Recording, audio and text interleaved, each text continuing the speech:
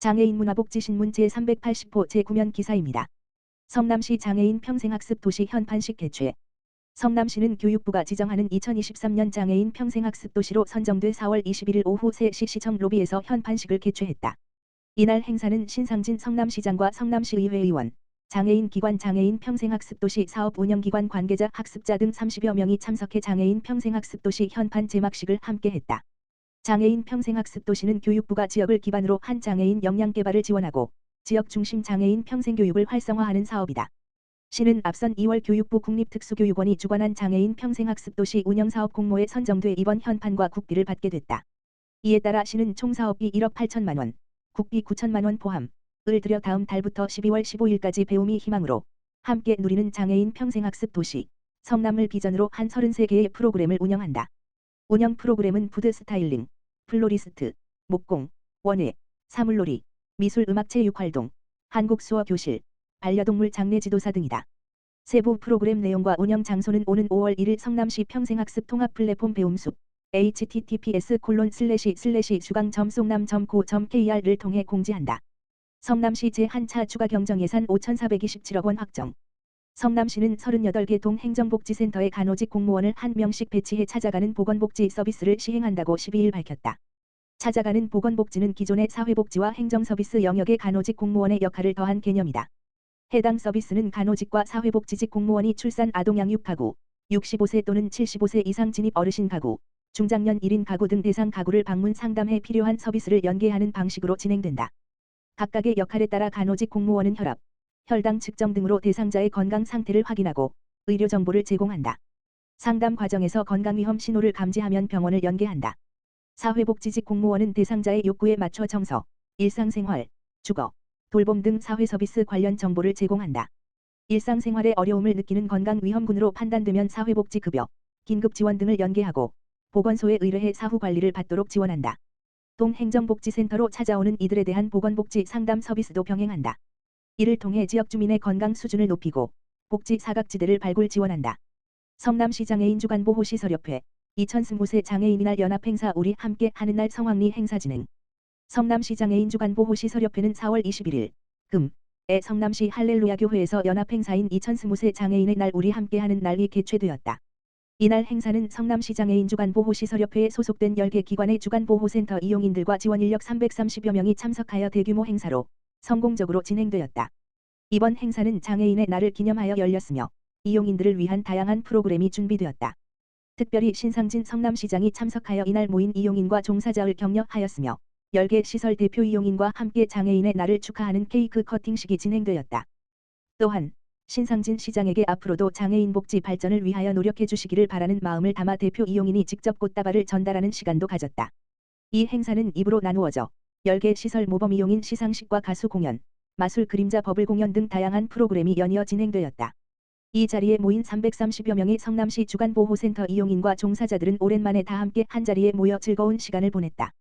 성남시 장애인 주간보호시설협회 조영일 회장은 코로나 이후로 오랜만에 함께 모인 오늘 행사에 우리 모든 이용인들이 즐겁게 참여해서 너무나 뜻깊고 감사했다. 앞으로도 성남시 주간보호시설협회는 성남시 주간보호센터를 이용하는 모든 장애인의 복지 증진과 연대를 위해 열심히 노력하겠다고 소감을 밝혔다.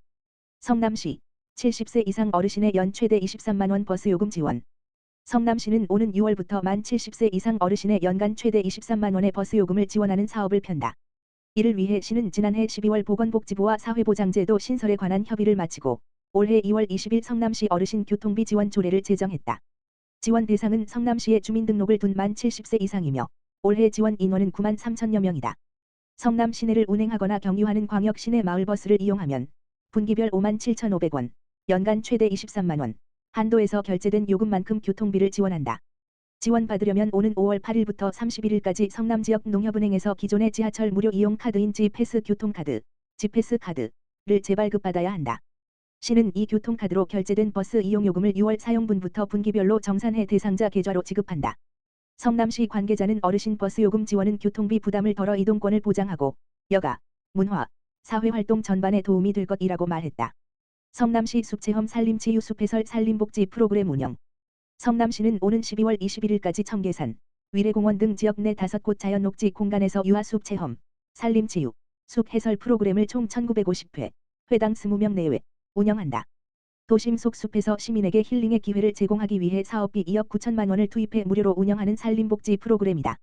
유아숲 체험은 산성 판교 위례공원 내 유아숲 체험원에서 진행된다. 꽃, 연못, 땅속 생물 관찰하기, 나무는 어떻게 자랄까, 흙놀이 등 숲에 있는 자연물을 놀잇감으로 하는 수업이 열린다. 유아숲 지도사, 한 꽃당 2명, 가 아동의 눈높이에 맞춰 프로그램을 진행한다. 가족 단위, 유치원 등 단체의 신청을 받아 총 1000회 운영한다.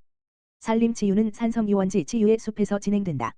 참여 대상별로 청소년은 노르딕 워킹, 성인은 숲속의 힐링 명상, 노년기는 항노화 치매 예방 등의 프로그램이 짜여 있다. 산림치유 지도사, 3명, 가 건강을 챙기고 스트레스를 풀도록 도와준다. 총 300회 운영한다. 숲 해설 프로그램은 남한산성, 청계산 등 선택한 장소에서 숲의 아름다움 자연자원 동식물의 생태를 관찰하는 산림교육 활동이 이루어진다. 대상자별로 초등학생은 씨앗 캡슐 심기, 중학생은 숲은 나의 친구, 성인은 마음이 즐거워 등의 프로그램이 편성돼 있다. 숲 해설가, 2명, 각 장소에서 자연 체험 수업을 진행한다. 총 650회 운영한다. 참여 희망자는 성남산림복지 홈페이지 https://epaok.송남.co.kr-10/forest 를 통해서 신청하면 된다. 성남시는 지난해 세계 분야 산림복지 프로그램을 2061회 운영해 참여한 22,201명 시민의 큰 호응을 얻었다. 수원시 2020세 경기도 장애인 누림통장 사업 참여 신청받아. 수원시가 5월 8일까지 각 동행정복지센터에서 2020세 경기도 장애인 누림통장 사업 참여 신청을 받는다. 경기도 장애인 누림통장 사업은 등록장애인 중 종합장애 정도가 심한 만 19 물결표 쌓인 21세 장애인의 자립기반을 마련해주는 자산형성 지원 사업이다. 지원 대상자가 월 10만 원까지 2년을 납입하면 적립금과 지원금, 납입금과 1 지원, 이자를 합쳐 최대 500만 원을 수령할 수 있다. 월 1만 원부터 최대 10만 원까지 1만 원 단위로 입금할 수 있다. 지원 기간 내에 경기도 관외로 전출하거나 장애 등록이 취소된 사람에게는 지원금을 지급하지 않는다. 5월 8일까지 본인이나 대리인, 직계 존속, 동일 가구원인 형제자매, 장애인을 보호하고 있는 사회복지시설장, 이 거주지 동행정복지센터를 방문해 신청해야 한다. 수원시는 신청자 자격을 확인한 후 선정자 명단을 누림센터로 통보하고 누림센터는 연계은행, NH농협은행을 통해 계좌를 개설한다. 수원시 관계자는 누림통장 사업이 장애가 심한 청년의 자산 형성에 조금이라도 도움이 될 것이라며 장애인들이 더 큰 꿈을 키울 기회를 제공하기 위해 최선을 다하겠다고 말했다. 수원시 권선구보건소, 장애인 강사와 함께하는 손상예방 장애인식 개선 교육. 수원시 권선구보건소가 관내 초등학생을 대상으로 장애인 강사와 함께하는 손상예방 장애인식 개선 교육을 진행했다.